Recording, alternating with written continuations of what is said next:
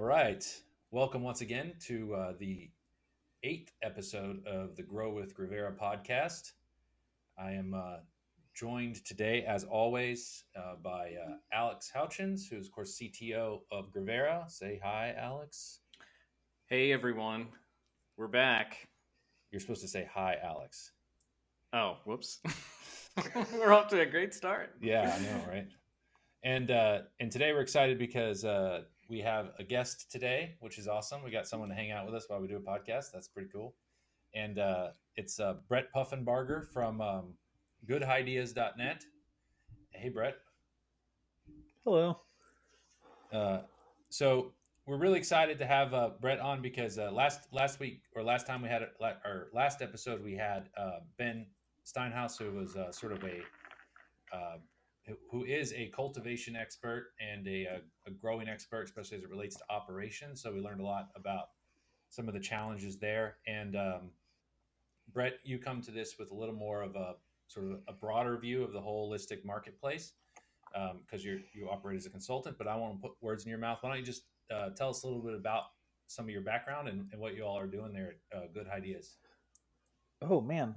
So I've been in the cannabis space a little over 5 years, and I've kind of run the gamut from working on the retail side in corporate cannabis. I did some time in the nonprofit sector, mostly in public relations, and then kind of finally landed doing public relations, marketing, and sales for an extraction company. Kind of overlaying that was an idea that everything we were doing was wrong. And I don't know how to word it any other way. I ran into a lot of scary, terrifying things in my time, and it really kind of alerted me to how the overarching industry was. So it led to what we're doing now. So our main bag is public relations, due diligence, and vetting services for investors and entrepreneurs as they come in the space. We kind of run on this tagline of grass attracts snakes, and I'm sure we'll get into that a little bit later. And then kind of past that, the other thing we do a lot of is end-to-end solutions. So kind of playing central casting or the hub in a hub and spoke model for other consultants. So we know we're not experts in everything. What we are experts in is finding the right people for the right job and kind of giving that holistic overview. I kind of look at it like most people in our space with a similar role or role description are kind of like an MD. They treat a small symptom, they're very specific in their area. We're more like a DO. We kind of give that overall soft glove approach and help people through kind of that back of the napkin through getting up and running stage. But we also work with existing companies to kind of give them a little boost of strategy or partnerships or little stuff like that. So I guess that's me on the back of a napkin. Yeah, very cool. And we talked a little bit before about how you came to cannabis as as a patient first, I guess, and also I guess as a recreational consumer. And you saw some challenges in the market that kind of led you to think like, hey, maybe I could do a little better. Or how did you kind of come to that? Yeah, so I come from Florida. So I started in the Florida industry, and I'm not sure how many people probably realize this, but Florida is one of the most restricted, quote unquote, legal states out there. So, like, we passed medical, geez, basically 5 years ago now, and it took us a solid 2.5 years to get flower sales in the state of Florida. It took us another year and some change after that to get edibles approved, and we still don't have a lot of the available products. And then, kind of on top of that, we have a basically 0% chance of entrepreneurship or kind of finding your own way in the Florida cannabis space because we only have 22 licenses and only 11 of them, maybe 12, are actually producing. So, even of this incredibly limited license set, we have not even the whole thing up and running because even for the big cannabis giants, it's a huge lift to try to participate in the Florida market like that.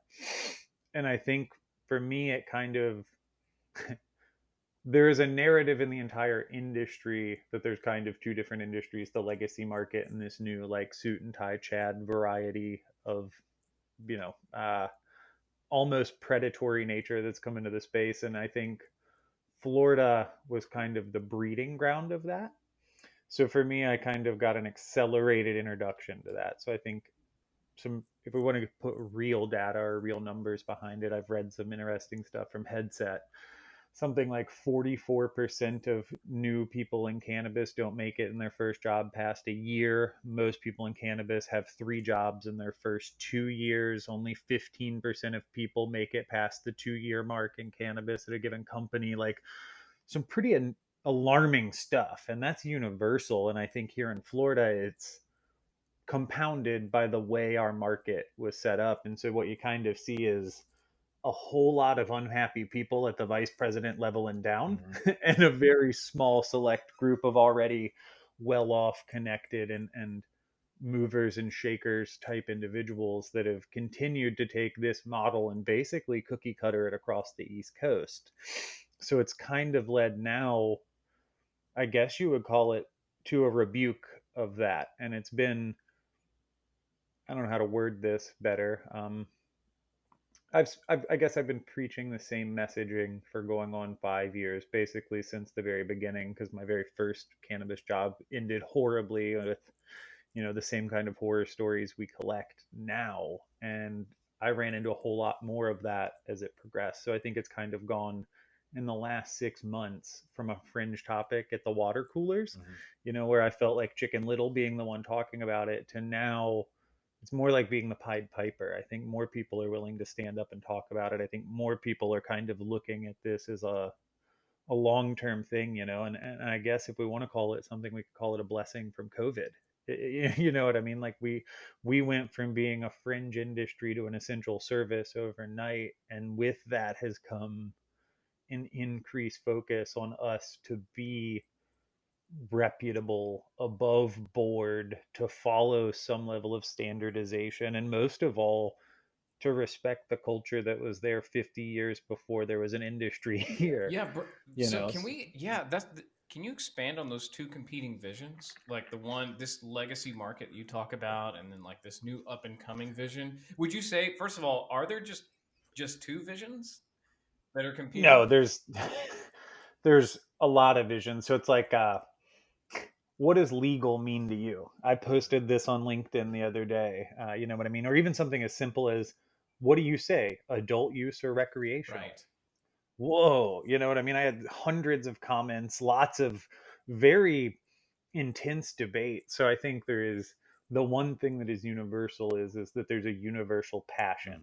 Some people have a universal passion for the plant. Some people have a universal passion for building an industry in this sort of chaotic environment. And some people have a passion for money. But I think no matter what layer of this you fall into, passion is kind of that key thing.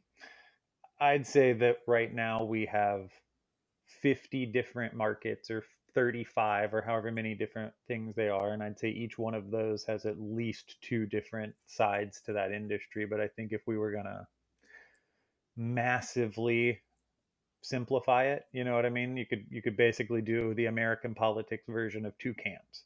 You've kind of got the legacy market, the cultural advocacy side, and then you've got what suits, ties, real estate lawyers. What has kind of picked up in popularity would be Chads. Yeah. And I'll be frank, I think a lot. Oh, sorry, I'm go sorry ahead. to interrupt, because you used Chad twice, and I know there's like a little bit of a backstory to this. No offense to people named Chad, but I'd like to hear your perspective on what you mean by that. Yeah, so that's a West Coast term that has kind of started to take effect here on the East Coast. And Chad is the real estate, law, finance, basically the 30-something-year-old douchey white guy with a Ferrari or a Mercedes that had a lot of mommy and daddy's money and convinced his lawyer friends to invest hundreds of $1 millions into his new weed endeavor. That's becoming increasingly more common. And I think it would be really, really easy to assume I dislike them, or I don't get along with them, or I don't work with them. I fall squarely in the middle. I think the onus is equally on both sides. I think the issues fall equally on both sides. I think, how do I want to put this? I think we have 2 different pieces to the body that is the cannabis industry. We have a heart and a brain, right? I don't think anybody on the planet would argue that the Chad class in cannabis has the brain power. And I'm not saying the legacy market doesn't, but the Chads understand legalization lobbying. They understand profit flow and operational management and securities and exchanges and mergers and acquisitions and all of these big things that are now becoming real. You know what I mean? Like, we're an industry. We're up there scheduled to surpass pharma in the next 4 to 6 years. So they're definitely, by and large, should be the head of this industry. But what I found has happened is they've also taken over a lot of the heart, and you kind of end up with flat branding, things that don't land, or you end up with celebrity endorsements that, funny enough, have historically gone nowhere. No celebrity weed brand is crushing it. You know what I mean? Brands that should be aren't. They all fall flat. And then, kind of on the other side of that coin, you have the legacy market who has been so stuck in their ways or so hardline in their fight for legalization, which personally in my world, I side with them in a personal light. Like, if we were going to sit in a closet and hang out, I would more than likely choose them for my free time, because if it were me, I would regulate the stuff like a tomato, and that'd be the end of the day and we're done. But that's not realistic. So I think there's been kind of this hardline legacy stance, and now you've got basically two competing camps, and it's something that I try to tackle as much as I can and as often as I can, because I think it takes an even mix of both. I think that the right mixture, my buddy Matthew Harold said it the other day, too much of one or the other, and you end up with either a soulless beast or a directionless beast. A perfect mix of the two is unstoppable. I think the only thing that's there right now is we've not found the perfect mix. We found close. There's a few brands that have crushed it in a certain way, and then they hit a brick wall. And if Florida is supposed to like represent like this very controlled, too far in one direction in that camp that you're talking about, what's a state do you think that maybe is at least going in the general direction that we want to aim for? Have you seen? I think Oklahoma is good. I will say that Oklahoma is going to look like a bloodbath in a year or two. Oh, interesting. Why They're do you say that? massive I competition. see. There's such low barriers to entry that anybody could get a license, anybody could start participating. Very few of them are going to succeed. You know Right. what I mean? Like, look at the gold Yes. rush. Think of it like that. Oklahoma is the new gold rush. What's the only company we know of that survived the gold rush? Levi's, because they sold something to the Yeah. miners. They're not the miners. And in this scenario, the growers and the dispensers are the miners, the extractors, the processors, these middle tier things. They're going to survive and scale off of the dead carcasses of the failed companies that are coming in. So part of me loves the regulatory framework. Part of me is also realizing that it's a boom industry and we're going to end up littering the streets with failures, Sure. but that's okay, because that's what it takes to build a real And that's how And you sustainable those are get kind of the industry. and that's how you stresses get and innovation. Go ahead, yes, Alex. yeah, Go ahead. and we've seen that. Yeah, the innovation piece. Yeah, that's one heck of a segue. But we've seen this green rush, right? Like this in both Colorado and Michigan, almost the same pattern of influx, saturation of suppliers, saturation of growers, incredible price pressure, and ultimately cultivators end up getting squeezed out. But at the other side of that is like in all markets that we've seen as we because it's kind of interesting that these states are coming online one at a time because we're seeing this same sort of glut and dispersion of supply in each state. And I was just kind of curious, like from your take, and we're going to see maybe we'll see that spike faster in Oklahoma, right? Versus Yeah, I think we're going to get past it. right Right. It's going to be it'll faster, be over. right? Yeah, very Yeah, cool. it's like it's supply and demand, and you know what they say, it's not just a good idea, it's the law. Right. So I think what's interesting is that most people call it the cannabis industry, and I think we touched on it a minute ago. It's really 35 different industries, and each one of them is an entirely different thing, because we don't have traditional unit economics in cannabis like we have in other industries, producer states and consumer states, where something like the Green Triangle would be providing a majority of the cannabis to the rest of the country. So what you end up having is now, even in the states that aren't perfect for large scale cultivation, we've gotten good enough at indoor cultivation, at large scale warehouse growing style setups, that even a state like Florida, where you can't grow weed outside really, you can do it here successfully and they're crushing it. But the margins are much lower because it's much more expensive to do it that way. It's much more difficult to do it that way. You guys know, you're in that kind of realm, so you see it. I think it kind of makes every state its own microcosm, because some states have major problems, others don't, that has nothing to do with regulations really, and has everything to do with the kind of unintended consequences of the way the overall regulatory framework of no federal legalization has put it in And place. as we move towards nationwide, because we're all expecting that now, we're heading in that direction. It's really going to be curious to see how this plays out. Because in alcohol, I was involved in the alcohol industry for some time, and I'm familiar with like with alcohol that came from a different era of prohibition, which is it's all analogous, but it's different in the sense that they implemented a 3-tier system where they basically they restrict participation. If you own production, let's say of a winery, then you are prohibited from via compliance from being a bartender or owning a bar for retail. So they totally segregate both production and distribution and retail. And I just wonder if like how this is. I mean, I think we're all curious, right? And it's going to be a fight, I imagine, like at least from a legal framework perspective of all these interests and how it all susses out in the end. But what do you see, like with your thumb on the pulse in so many areas? What do you think? I think we're going to end up with something like Florida. Oh no. That's I'll be very frank. Well, the interests are there. So think about it like this.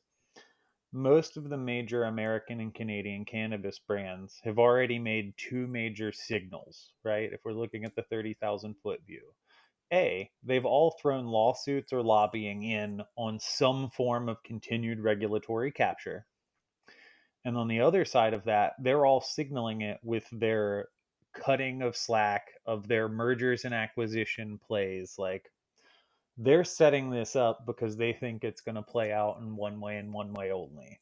We're going to get limited vertical operation, or we're going to have existing states, but with like this overall descheduling or mild decriminalization or something along those lines, where they're going to be able to force this vertical model over and over and over and over in new states.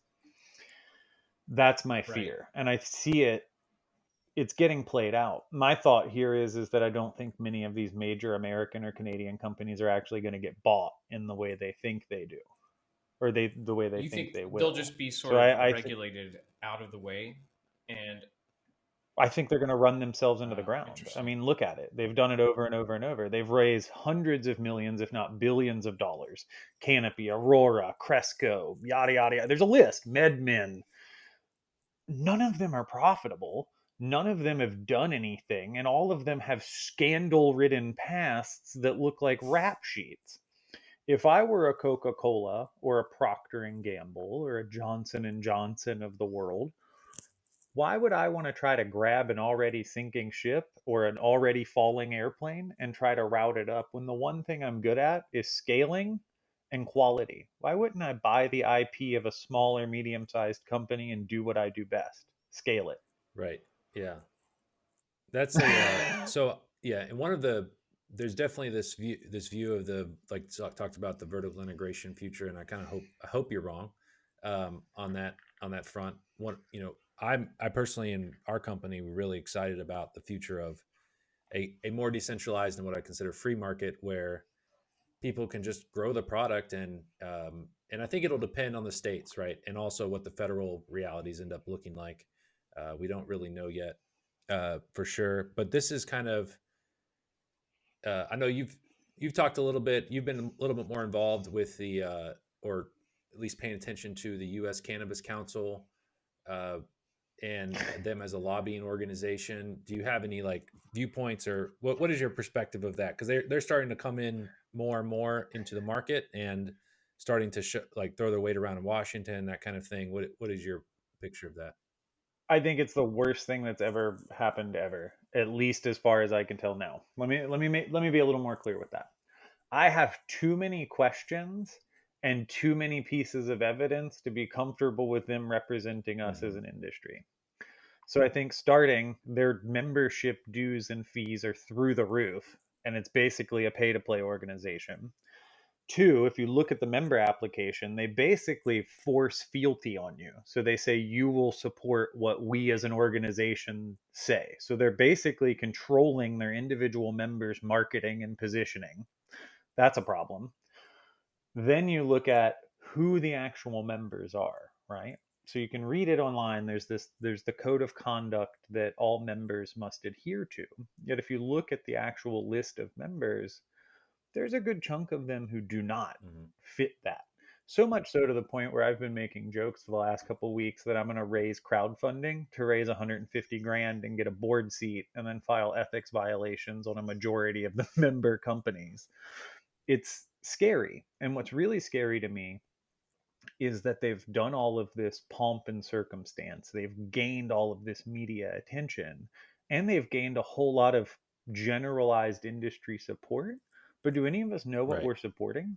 You can't find any of their actual positions. Where do they stand on home grow? Where do they stand on vertical integration? What do they mean by legal? What do they mean by social equity and equality? What do they mean by their code of ethics when you can clearly point to breaches of those by members? Where is the actual representation for patients and consumers? Because from what it looks like to me, it's a representation of the same groups of people who are already well represented. It's basically just a new title for a bunch of people to add to their thing, because all the people who are involved already have high end titles with major organizations that basically have overlapping functions. It doesn't really Mm-hmm. add And, up to and this me. is fascinating. So it's sort of like we're going to be moving towards if this vision wins, which we don't know if it will or not, but let's say that it does, we're going to take the baggage from prohibition, namely no one is allowed to produce or sell, to only the people we pick are allowed to produce and sell. And those that we pick with limited licenses in a vertically integrated environment are the only ones who can play. So it's pay to play, um, from an, I guess, just from a status quo perspective. That's the first vision. Um, what about the competing visions that are out there that are, more empowering to individual growers, more empowering, like, to that more of that decentralized autonomy of growers in particular? I mean, what do you think they have in their back pocket that we can really emphasize? I honestly don't know yet. I have yet to see any strong consensus come out from the little guys of the industry. Um, I would even venture to say that our kind of beginnings of the grass attracts snakes stuff is the beginnings of that, maybe, or at least our beginnings of attempting that. But I don't think there's been a consensus voice, because even the groups that you would normally associate with that, the normals, the MPPs of the world, most of those have accepted enough donations and been involved enough with the same people who have created the US Cannabis Council to null and void their existence, if not having their own scandals. I mean, look at the Politico piece on Last Prisoner Project, look at some of these other kind of scandalous things. So even the things that we're looking at that look like they're doing what they're supposed to aren't. And I think for me, you brought up alcohol. Post alcohol prohibition to the legalization of homebrew was like Right. 84 years. Since the end of homebrew illegality and the legalization of homebrew, we've seen you can't go to an American city without seeing a craft brewery, a craft distillery, a bar that serves nothing but local things. Like, it literally bred a culture of, like, you know, white dudes in beards and sweaters, like, I need a local whatever IPA. Like, it became a known cultural movement in alcohol. And I think cannabis already had that built in. You know what I mean? That's how it was before it was legal. So I would love to see home grow, because I think home grow would lead to a much larger industry. I have yet to see anyone really take the stance and start gaining traction that could match the lobbying dollars put behind it. And this is probably going to sound callous, but a really good example was the Make It Legal Florida petition here in Florida, right? So MedMen in parallel dumped $1 million into a ballot initiative that continued our forced vertical integrated medical market into the adult use market. So basically saying these 22 companies are the only ones who can have rec sales of the third largest state in the country and the largest tourism market in the country. That seems a little broken, right? That didn't raise any public eyebrows. So it's like one thing for us within the industry to sit here and be outraged that they would not include home grow. I think it's a very tall order to try to convince the general public, because the general public doesn't care. The general public just wants to hear the word legal and be able to not go to jail, generally speaking, and be able to go to the store and buy it, right? They don't really give a shit if it's, oh, am I Yeah, you allowed to say can. that on your podcast? Sorry. Too late now. They don't really give a shit if they're going to the ABC store, like the Alcohol Beverage Commission. Like that's how it was in Virginia. You can only buy alcohol at a government controlled store. They don't care if they're going to the, CBC cannabis and whatever control board store, or if they're going to Joe's dispensary. The average consumer, the average human being that's not in the know, does not see a difference there.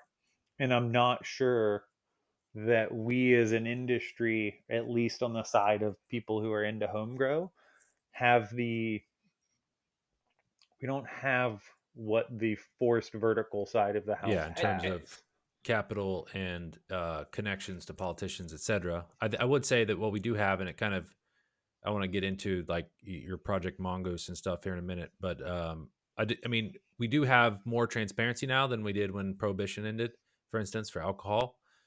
So hopefully we can, and we have means to sort of, I think, organize as individuals and as groups to lobby in that dimension. So I really hope, I believe we can make it happen. We can really put pressure on a lot of politicians, because when we talk about some of the, there's definitely a lot of social problems associated with the war on drugs, and there's a lot of people, particularly minority communities, that have been out far more impacted by it than other communities.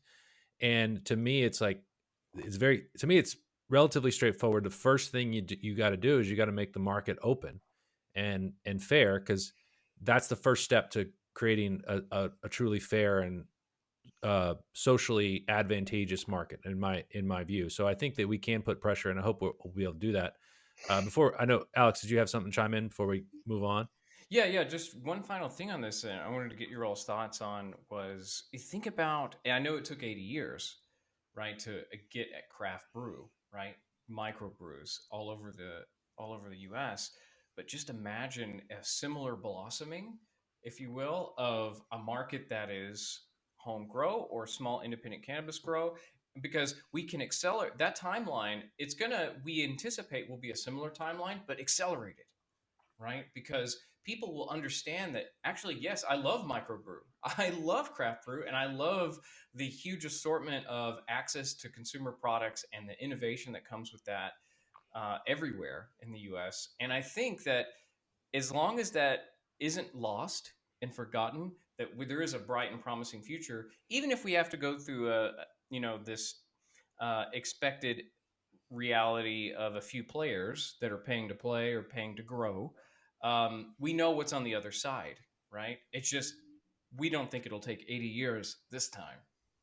That's I mean, let's call it like it is. We're an industry built on advocacy and created through activism. I don't think we're just going to throw right, off our coats and stop just because we get one level of right. legal. You know what I mean? Like the fact that we're even having these conversations tells me that even when we're all, fat and happy on the fact that it's federally legal, doesn't mean the next step is to just roll over and let GW Right. Pharmaceuticals Yeah, take it over. absolutely. Like, And this kind of ties into Project Mongoose, which is something that I know have been talking a lot about, and this you mentioned a couple times, this grass attracts snakes kind of idea. You want to expand on that some? yeah. What Project Mongoose is, and what that grass attracts snakes hashtag that you've been using is? Yeah, so it actually started as a joke amongst so as a little bit of background, I don't have any friends outside of the cannabis industry anymore. Like everybody either A wanted something and got thrown to the wayside, or B didn't agree with my lifestyle anymore. Like a lot of the guys I was in the military with are like, ew, you're into weed, like that's bad or whatever. So basically my entire life is now put into the cannabis world. So I don't really get to like step outside of Mm-hmm. it ever, if that makes sense. So it kind of started amongst myself and my now partner Alex and some of our peers as just an easy way to kind of throw it out there. Grass attracts snakes, Mm-hmm. be a mongoose. Easy. Snakes are bad. Mongoose eat snakes and or are immune to their venom or both. So it kind of became this cute thing that we were throwing around on mostly LinkedIn, but social media in general. And it started to catch on. And then we started thinking about it. How many of these water cooler talks have we had? How many stories do we know? Because it doesn't take very long to be in the cannabis industry till you Mm-hmm. hear your first one. And then once you hear your first one, it's like you'll hear a second one and you'll go, well, did you hear what happened to, this person? And they're like, yeah, I did. That's not that uncommon. That happened to me and my, you know what I mean? It's like, it doesn't take very much searching to find people who are quite unhappy or have had some pretty terrible experiences. We decided that the easiest way to kind of share that and fill a space was to take things a step farther than what the industry had. So prior to us, there were things like the blacklist or other call out groups who would basically collect the bad stories and say, Mm-hmm. you guys are doing bad. You know what I mean? Like, here's a picture of mold in your product. Here's a picture of your doctored COA. Here's the dirt, right? That's easy. Anybody can punch up. That's Mm-hmm. public relations 101. We wanted to take it the next step and we wanted to give people an allegory or a lessons learned or an after action report, or the way we explain it easy in the way we consult with our end to end consulting kind of applies to this too. We wanted to turn around at the end of the path with a flashlight and show the people that are coming up in the next generation, or even the current generation, where the pitfalls are, that they're not alone, that they can come over the pitfalls. There are easy ways to get around it. And like the idea kind of stemmed from, I guess, a book called Venture Deals, which was basically two venture capitalists, a lawyer, and an entrepreneur decided that venture capitalism was shady, and it had a lot of complex language and complex things that weren't that Mm-hmm. complicated if you knew what you were looking at. So they wrote a book and they were like, here you go, guys. If you can't read between the lines, here's all the stuff in between the lines. Put this one with your other book you already know and you're good, right? We wanted to do that for cannabis because I'll be frank, there is a lot of malfeasance, there's a lot of toxic culture, there's a lot of shady dealings in our industry, and I would say more so than most others. Maybe the real estate boom right before the tech bubble, or right before the real estate bubble, or maybe the early days of the tech boom had similar. And it's all a product of being a boom industry, and B, being 3 steps ahead of the regulations that are supposed to be there for an industry, because that's how it always works. So we end up in this kind of Wild West idea. So we started asking for stories. And we decided to take those stories and put them into a book. So that's what we're doing. We're collecting stories. Not all of them are going to make the book. We're going to start doing a blog post. And then in the next couple of weeks, myself and our friend Kristen Yoder at the Cannabis Detector are going to be kind of joining forces, since she's been preaching the same message for longer than we have. And we're going to be doing like a weekly podcast where we're going to take the Mm-hmm. stories that we can. Because I'll be frank, a lot of the people who are sending in stories are vice presidents, directors, high level people at companies that still work for the companies they're effectively whistleblowing on. So we're going to have to scrub the stories and kind of make them a little more generalized, but to get the point across. And then our goal is to take the news and overlay it. So I think like little things that people don't look at, like if you step back and look at 3 unrelated stories, they actually tell a story together. And if you don't put them together and give it some context, like a story we've collected, it doesn't really land. Something like, oh, there's a billion leftover milligrams of THC in Canadian cannabis companies. Canadian cannabis CEOs took massive pay increases while they cut staff, la la la la. Canadian cannabis company XYZ, ABC and DEF have all announced mergers and acquisitions. Well, if you put those 3 together, it looks like a bunch of failing ships that are trying to route, basically route investors and look like they're doing good stuff when they're not. But read separately, it seems like unrelated things. So we're going to start putting out content in that manner that kind of doesn't breach and save the ones that are a little bit more long form for the book. And then kind of the rest of that is our due diligence and vetting stuff.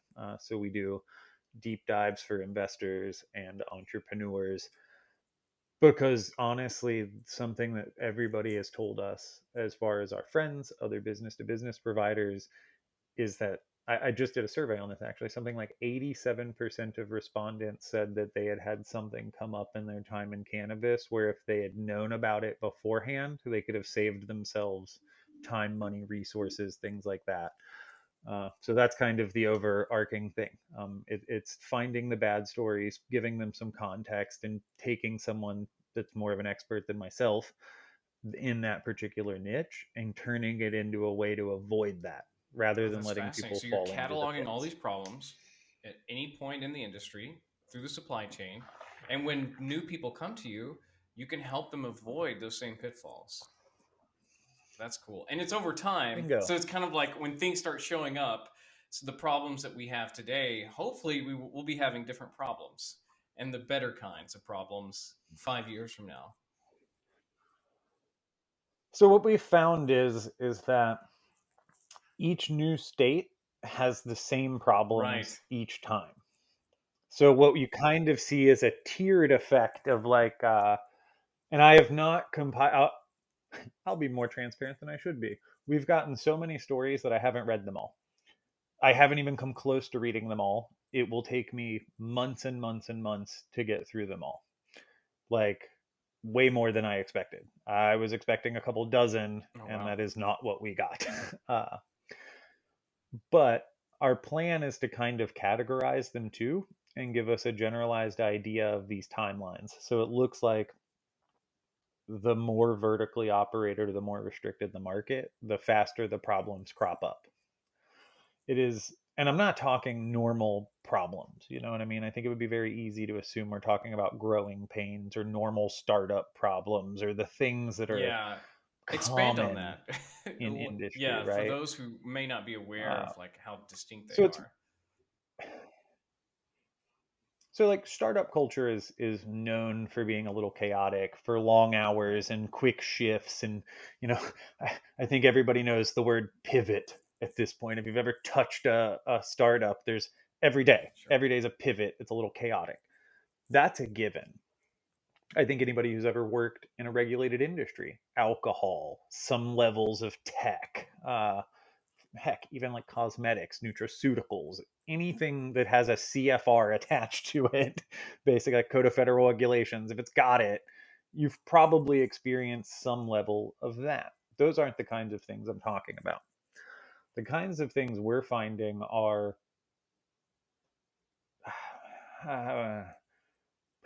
there is a whole host of ancillary service providers in cannabis who have big names, who carry a lot of weight in the industry, who couldn't pass the background check to be a bud tender. They chose an ancillary service role to get away with it.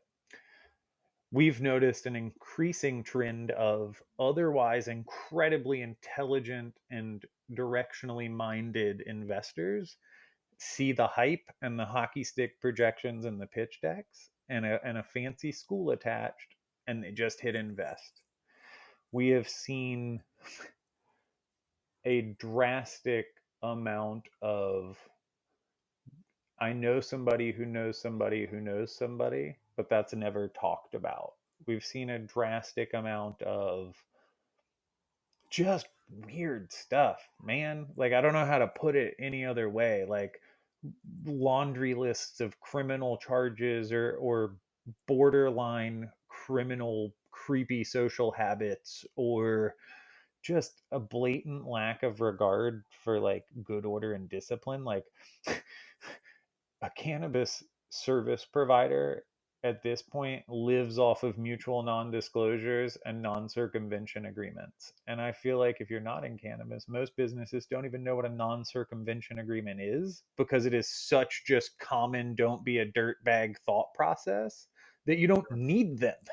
You know what I mean? Like, and now it's at a point where you need those things, and it's a litany of stuff. It is, I don't even know how to describe some of the stories that I have had the chance to read are just ludicrous. Like, people raising massive amounts of capital for a company that doesn't exist, and they just toured. They took investors on a tour of a building with name tags on the door, but no furniture in them. Wow. Like, these are the kind of things I'm talking about, or just generalized nonsense. Like, here's a really good example, right? Here in Florida, they have knowthefactsmmj.com, where you can go look right now at number of milligrams dispensed a month for every company in the state of Florida, right? Cresco Labs just bought Bluma Pharmaceuticals, aka One Plant. They spent $213 million for a company that dispenses 1 million milligrams of THC a month through 7 retail locations. Yet if I go look at True Leaf Cannabis Company, the largest company in Florida by a long shot, they're dispensing 62 times the amount of product in 10 times the amount of facilities, yet only have a 2 to 3 times valuation. So a 200 to 300% of Bluma's valuation value. How is that even remotely possible? I'm not a finance guy by any stretch of the imagination, but those numbers are so far. Yeah. That's not, you know what I'm saying? Like, plus who would pay $213 million for 7 dispensaries? 7 dispensaries in a medium-sized grow operation in Colorado is going for 10% of that. Right. And that's just maybe. one example, right? Like you Like, can find these littered, right? Okay. right, yeah, that's common. Yeah, every day. I mean, you could take any major cannabis company right now and put in the name of the company and fraud, lawsuit, scandal, something, and you're gonna it's not hard to find. And it's almost like nobody's doing it. And it's kind of alarming. It's a big reason we've started to call attention to it, and it's a big reason we're offering the services. Because if you're not gonna Yeah. do it, Right. just pay us to do it. Like, I Yeah, I will think it's like I will it's just do the all, digging. to me it's indicative of the fact that we just haven't really gotten our footing yet in the industry. And because to your point, those valuations don't make sense, and I think it's because no one really knows for sure how to value what's what right now, because there's so much uncertainty, both on the regulatory side and also like on the consumer side, and how things are going to shake out as we go full federally legal. Those are the big things, which kind of, I want to tie this back to a little bit about your company and how you've approached some of that uncertainty, because we talked a little bit the other day about a little bit about your military background. You were in the service. I think you said you're in the Marine Corps, and your co-founder was also in the service. Mhm. And you mentioned to me that one of your approaches as a company, your marketing strategy, was sort of inspired from your experience endeavoring with counterinsurgency while you were in Afghanistan. Do you want to expand a little bit on that? Because I think that's pretty interesting. Yeah. Yeah, so I say these things kind of tongue in cheek sometimes, but we were getting our butts kicked by dudes with AK-47s and dresses and flip flops for 20 years. We had the most advanced technology, the largest military in the world, bomb proof vehicles. You know what I mean? Like, months and months of intense training. And we didn't win that war. I don't care what anybody tells anybody. We're still there. We're still there 20 years later. We're not winning. We're not winning anything. And so, something they teach us in dealing with that is called coin operations, counterinsurgency operations, because that's effectively what they're doing. They're an insurgency. They are using specific guerrilla tactics. And we used to have a saying in the military: you got to win their hearts and minds. And they did a lot better job of that than we did. Like let's just call it like it is. So I guess if you want to call it that, we're taking the role of that other side in the cannabis industry, because I'm not the biggest guy. You know what I mean? I don't come from family money. I grew up in a 700 square foot house in the mountains of Virginia, sharing a bed with my brother. Like, like, so we're we're nobodies from nowhere. Like, the one thing we do have is experience in the industry building these companies, and experience dealing with the kind of people who have built these companies.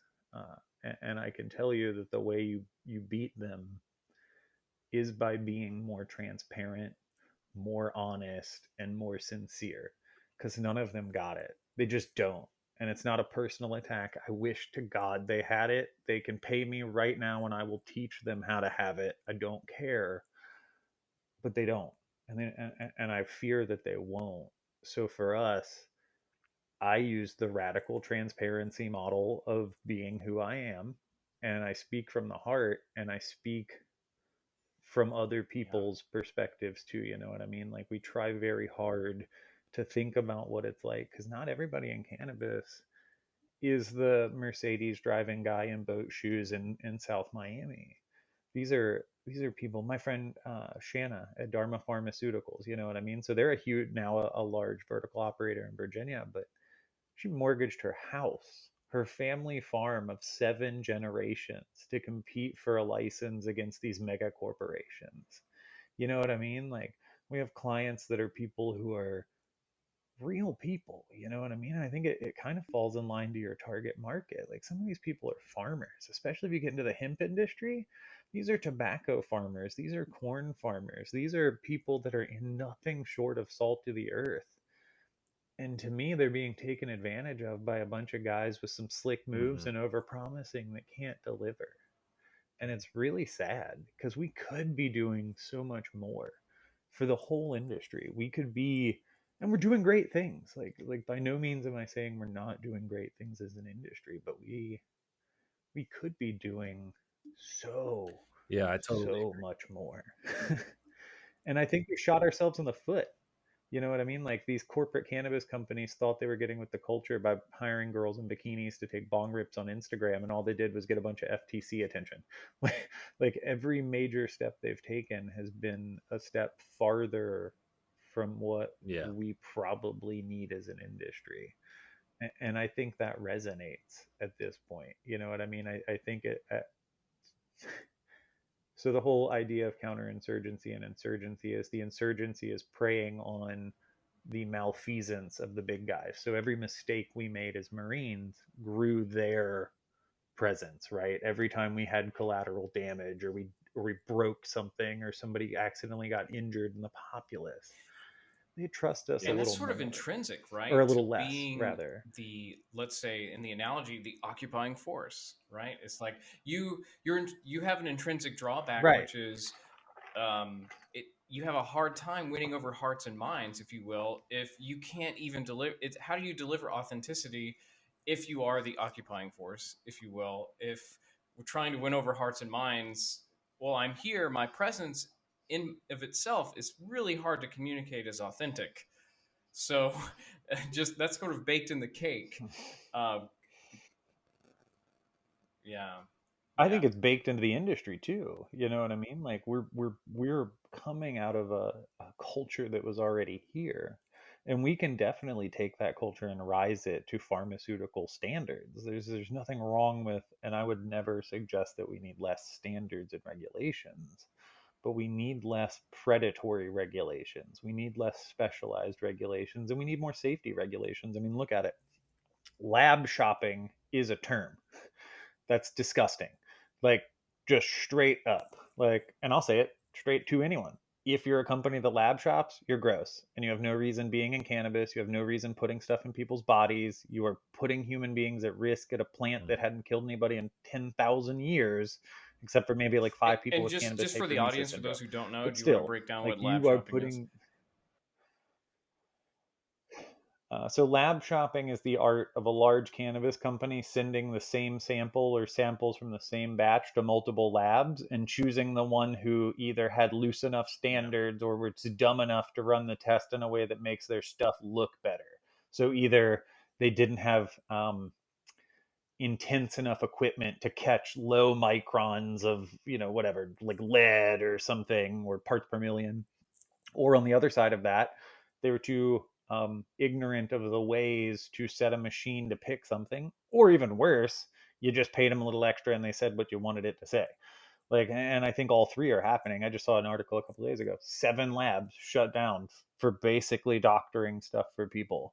Or you have the other side. You have people who just use COAs from other people's stuff on the regular.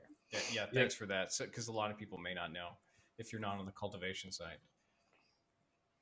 COA is certificate of analysis. If someone doesn't know, it's the required documentation in most legal states for like, these are the harmful chemicals, these are the cannabinoids, these are the terpene profiles, like these are the pieces that are in this plant. And any industry or consumer person worth their salt will look one over before purchasing any product. If people are interested, if investors or people looking to get into the industry and they'd like to, look you up for your services, what's the best way to get in touch with you and find you and your team?